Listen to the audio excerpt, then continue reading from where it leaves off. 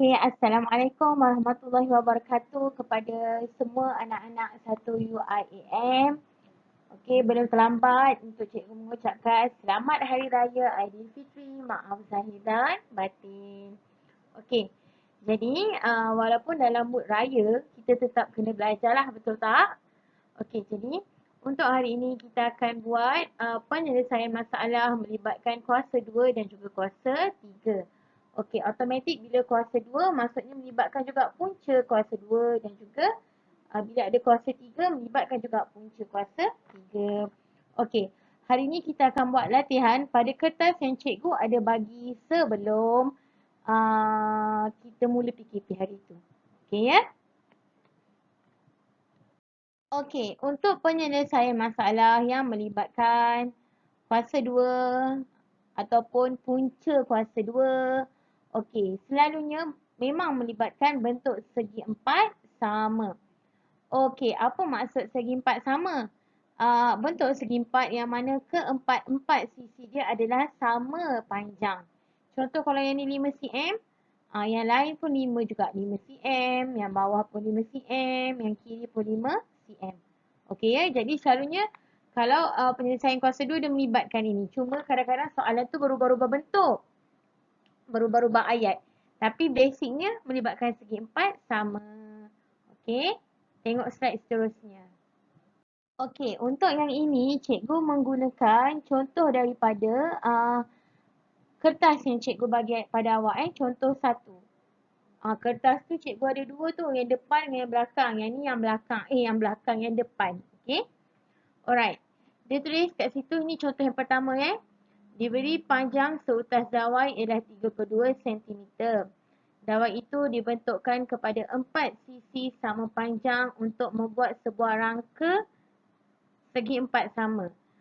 Dekat awak punya soalan tu ada perkataan ialah, potong ialah tu. Ialah tu tak ada guna.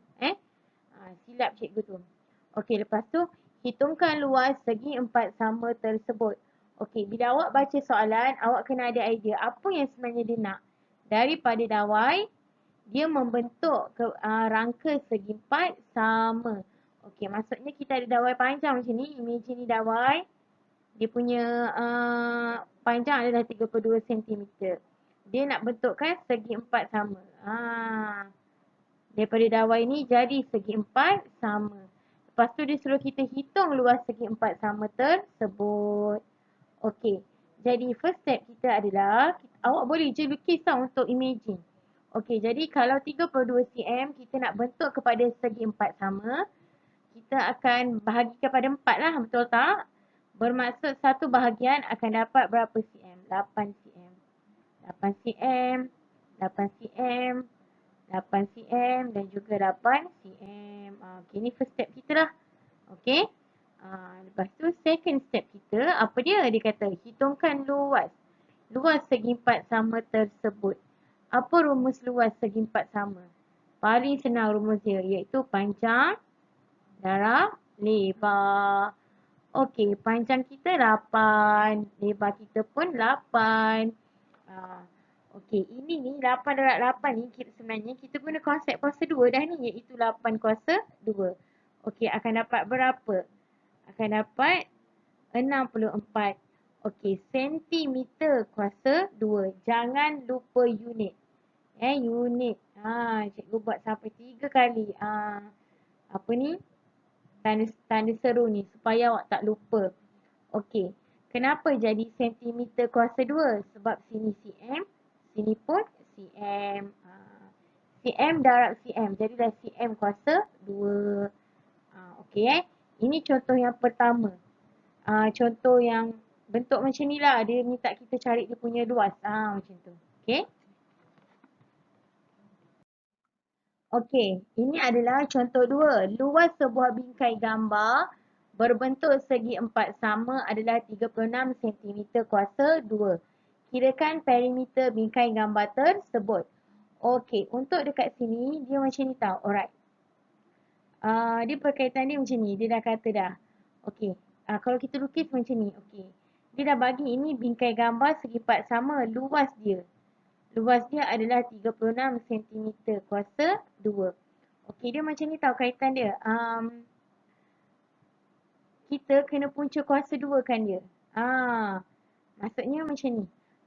Kalau tadi kita nak dapat luas, kita darab kan, darab dengan darab.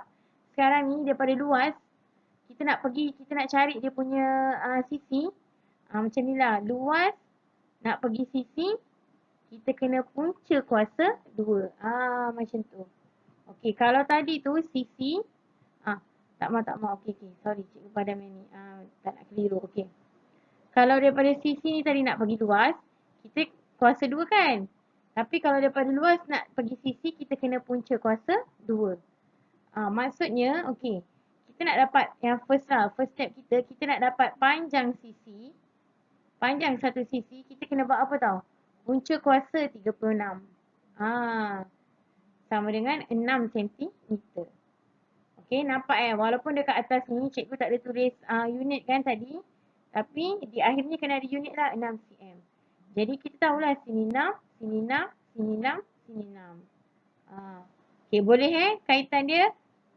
Saya cikgu ulang lagi.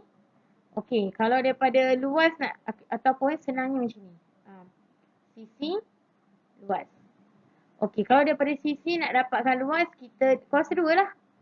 Tapi kalau daripada luas, kita nak patah balik kepada sisi, kita kena punca kuasa. Dia macam terbalik. Itu perkaitan dia. Alright. Tapi, kita tengok soalan ni. Adakah kita dah habis jawab? Belum. Dia kata kirakan perimeter. Okey, nak dapat perimeter macam mana? Kita tengok ni. Perimeter adalah ukur lilit keseluruhan. Betul tak? Jadi, nak dapatkan perimeter, apa yang perlu kita buat?